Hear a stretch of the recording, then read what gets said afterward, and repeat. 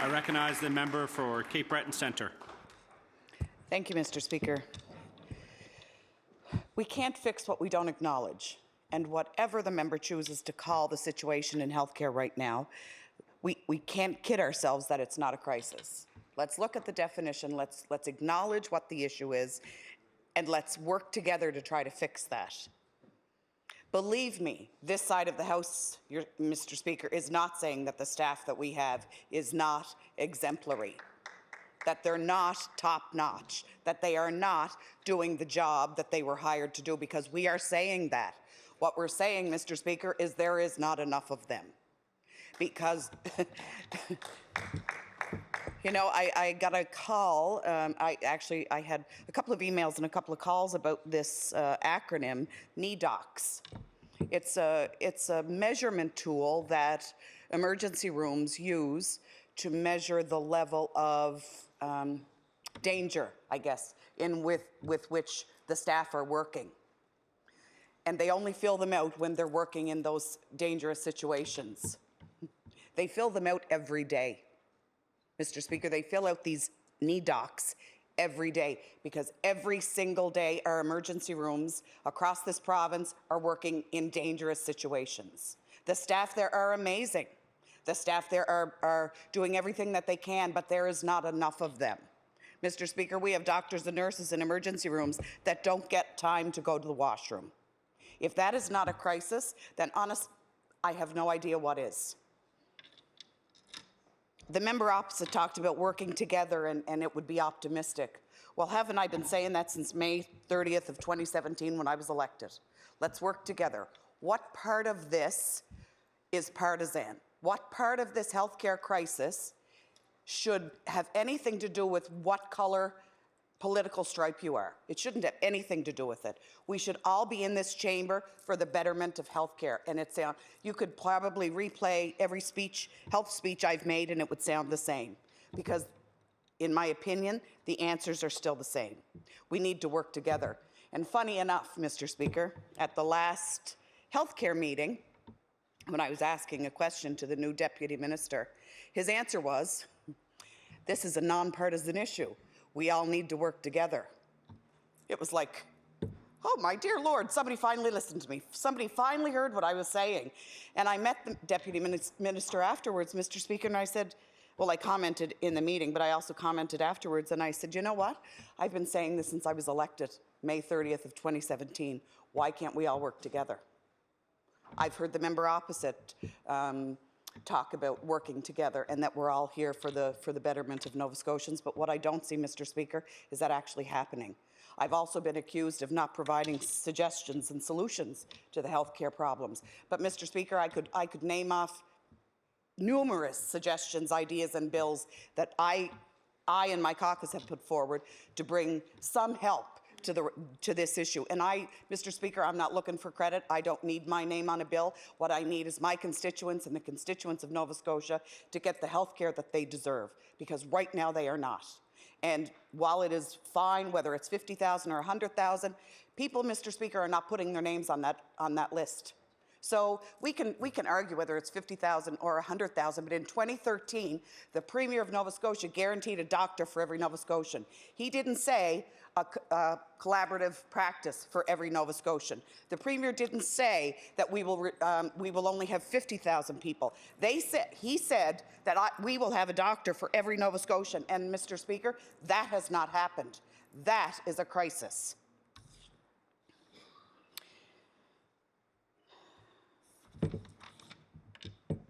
People think that, some people view my comments as negativity. Mr. Speaker, I believe that it's reality.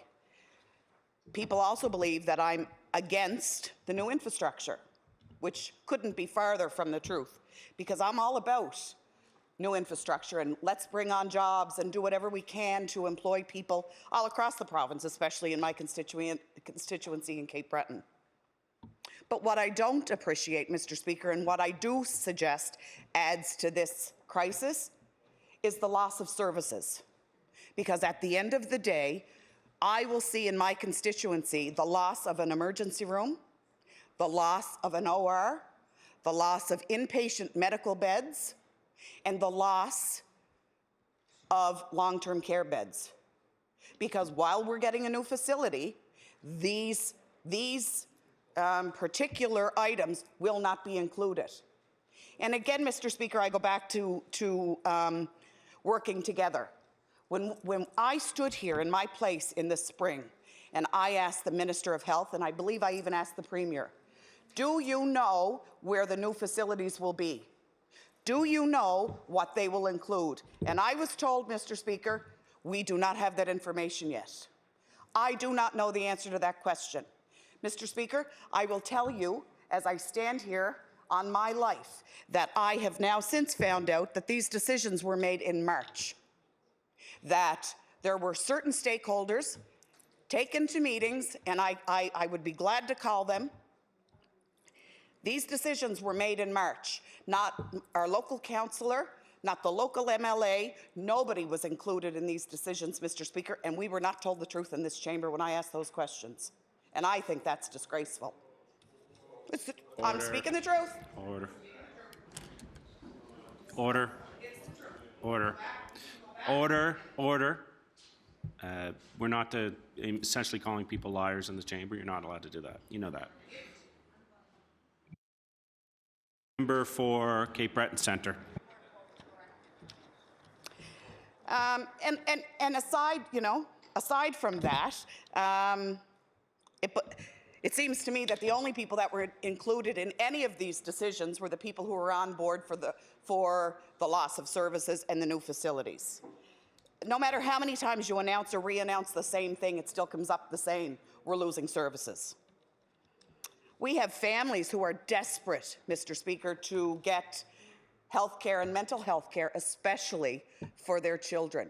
Imagine, and I've said this before, imagine if it was somebody belonged to me who was on the brink of suicide and they were told to call 1-800.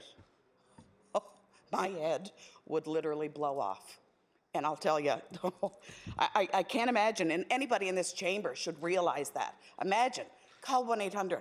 Hopefully by the time you get through to somebody, your loved one won't be dead. Because that's what we're dealing with, Mr. Speaker, especially in Cape Breton. Let's talk about long-term care and the lack of investment that this government has put into long-term care, and the reason why our emergency rooms are backed up, the reason why our ambulances are backed up. Yes, there have been improvements. However, we don't know that because the ambulance report that was due last year is still not out. But the other day, as the member here said, an ambulance there was one ambulance between Halifax and Yarmouth. Wow. Anybody in this chamber who doesn't call that a crisis is not being truthful to themselves. Because again, and I know this for a fact, that an ambulance was called to somebody in my constituency and it had to come from Bedeck. I'm just glad that that person wasn't in cardiac arrest. Because again, in this chamber, when I asked the business agent for the paramedics union, and it's in Hansard, I said, so what happens when I call EHS because my loved one is having chest pain? His answer was, they'll die. They'll die. So that's not a crisis? People are dying and that's not a crisis? The fact that we're locking up diapers for long-term care patients is not a crisis?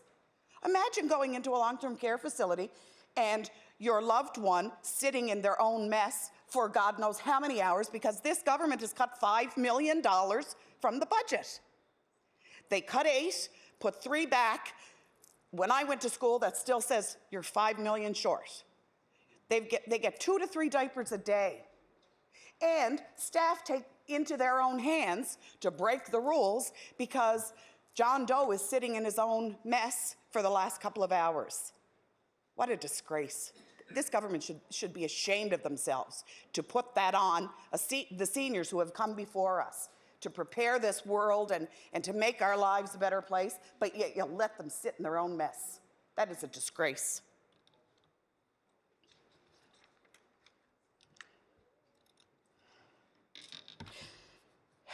In the summer, funny enough, weird enough, sadly enough, I had a personal issue that it had me go to the emergency room 5 days in a row. And for the most part, people know who I am, and found it very funny that I was admitted to hallway 25. But we're glad that I was admitted there. And I had to go in every day for a procedure. And they said, you know, this is the way we are every day. We were like a